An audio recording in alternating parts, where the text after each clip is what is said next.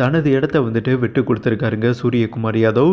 குலைப்பதிரிய BCCI இந்த மனசு தான் சார் கடவுள்னு சொல்லுவாங்க இல்லையா, அது நேர்மையாக பண்ணியிருக்காரு. ஸ்கை எப்போதுமே நேர்மையான ஆளுங்க, நல்லவன் பக்கம் எப்போதுமே நிற்பார், ஓகேவா. அதனால தான் அவரோட குறுகிய ஃபார்மெட்குள்ளே இந்திய டீம் கேப்டன் ஆனார். அண்டு வேறு லெவலில் பார்த்தீங்கன்னா சர்வே ஆகியிருக்காரு. T20 ஃபார்மெட்டில் நம்பர் 1 பேட்ஸ்மேன்.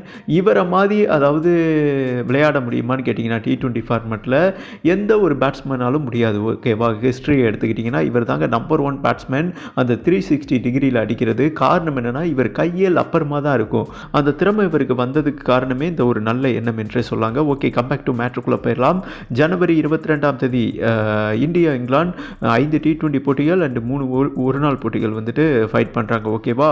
இதற்குண்டான T20 ஸ்குவாடை வந்துட்டு இந்தியா அனௌன்ஸ்மெண்ட் பண்ணாங்க.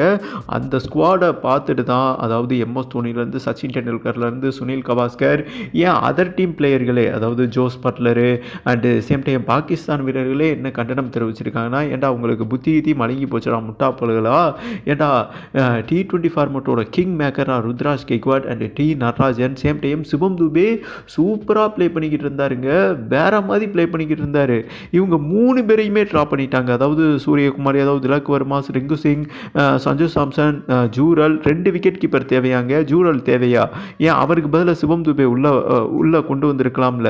அண்டு ஹர்திக் பாண்டியா, அக்ஷர் பட்டேல், அபிஷேக் சர்மாவை நீங்கள் எடுத்துக்கோங்க. அபிஷேக் சர்மா வந்துட்டு ருத்ராஜ் கெய்க்வாடுக்கு ஈக்குவலாக நீங்கள் நினச்சி பாருங்கள். அப்போ எவ்வளோ பெரிய அரசியலை புகுத்தியிருக்காங்கன்னு, அரசியல் சாயத்தை போட்டிருக்காங்கன்னு. அதுக்கப்புறம் பார்த்தீங்கன்னா ஹர்ஷித் ராணா டெஸ்ட்டில் வந்துட்டு அடி வாங்கினாங்க, தும்சம் பண்ணிட்டாங்க. 83 ரன் கொடுத்து ஒன்றுமே விக்கெட்டே எடுக்கலை. அவருக்கு வாய்ப்பு கிடைக்குதா, ஆனால் டி நடராஜனுக்கு வாய்ப்பு கிடைக்கல. டொமஸ்டிக் லெவலில் அவர் ஸ்பீடை வந்துட்டு இன்க்ரீஸ் படுத்தியிருக்காருங்க. இப்படி தவறு மேலே தவறு அந்த பூனைக்கண்ணை அகர்கரும், அதுக்கப்புறம் அந்த வெந்தமுஞ்சி கௌதம் காம்பீரும், அவங்களுக்கு யார் யார் ஒத்து போடுறாங்களோ, கூடு கும்பிடு போடுறாங்களோ, ஜில்ஜங் தட்டுறாங்களோ அவங்களுக்கு வந்துட்டு சீட்டு கிடைக்குதுங்க. நான் இப்படி தாயா திறமையை வச்சு தாயா உள்ளே வருவேன் அப்படிங்கிறவங்களுக்கு வந்துட்டு சீட்டு கிடைக்க மாட்டேது, ஓகேவா. இந்த பூனகண்ணனும் கௌதம் கம்பீரும் தெண்டதுக்கு தான் டீமை செலெக்ஷன் பண்ணுறாங்க.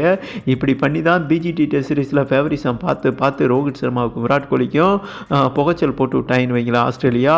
அதே தவிர தான் இங்கேயும் நடக்குது. பட் ரோஹித் சர்மா பண்ண தவிர நானும் பண்ணக்கூடாது. இந்திய டீம் அதாவது மிகப்பெரிய தொடரை வின் பண்ணனா, வேர்ல்டு கப் தொடரை வின் பண்ணனா, இப்படி அரசியல் இருந்தால் முடியவே முடியாது. டெஃபினட்டாக திறமையான பிளேயர் உள்ளே இருந்தால் மட்டுமே சர்வே பண்ண முடியும். ஏன்னா சச்சின், கங்குலி இவங்கெல்லாம் பெரிய பிளேயருங்க. முகமது அசாருதீன்லாம் இவங்க விளையாடும்போது அரசியல் சாயம் இருந்தது, அதனால தான் ஒன்றுமே பண்ண முடியலை. ஆனால் தோனி வந்ததுக்கப்புறம் அரசியல் சாயலை வந்துட்டு மூட்டை முடிச்சு கட்டிட்டாரு. அதனால தான் அவரால் ஓவரால் வேர்ல்டு கப்பை வின் பண்ண முடிஞ்சுது. அந்த மாதிரி தான் நானும் ஃபாலோ பண்ண விரும்புகிறேன். என்னோட தலைமையில் இளம் பிளேயர்களுக்கு வாய்ப்பு கிடைக்கணும், சேம் டைம் திறமையான பிளேயர்களுக்கு வாய்ப்பு கிடைக்கணும். ருத்ராஜ் கெய்க்வாட், சிவம் துபே, டி நடராஜன்லாம் எந்த ஒரு தவறுமே பண்ணலாம், அவங்களுக்கு வாய்ப்பு கிடைக்க மாட்டேது. T Natarajan and same time பார்த்தீங்கன்னா சிவம் துபே இவங்க கூட வெயிட்டிங் லிஸ்ட்டில் இருக்கலாம், அதுவே தவறு தான். ஆனால் ருத்ராஜ் கெய்க்வாட் என்னோட ஸ்குவாடில் வந்துட்டு இடம்பெறணும். அவர் உள்ளே வரலேனா, அதாவது நான் கேப்டன்சியை விட்டுட்டு வெளியேறக்கூடும் என்று மிகப்பெரிய அதிருப்தியை ஏற்படுத்தியிருக்காருங்க. பிசிசிக்கு வந்துட்டு ஒரு செம்ம ஸ்டேட்மெண்ட் கொடுத்துருக்காரு. இப்போ இவரோட இந்த செயல் கண்டு ஒட்டுமொத்த முன்னாள் வீரர்கள் அனைவருமே பாராட்டு தெரிவித்து வரார்கள் என்றே சொல்லலாம். ஒரு கேப்டன் இந்த மாதிரி ஒரு முடிவு எடுத்தால் தான், போர்க்கொடி தூக்கினா தான் திறமையான பிளேயர்கள் வந்துட்டு உள்ளே வர முடியும். அதை சரியாக பண்ணியிருக்காரு சரியான தருணத்தில் என்று சச்சின், MS தோனி எல்லாருமே கங்குலியிலேருந்து சூரியகுமார் யாதவுக்கு ஆதரவு தெரிவிச்சிருக்காங்க.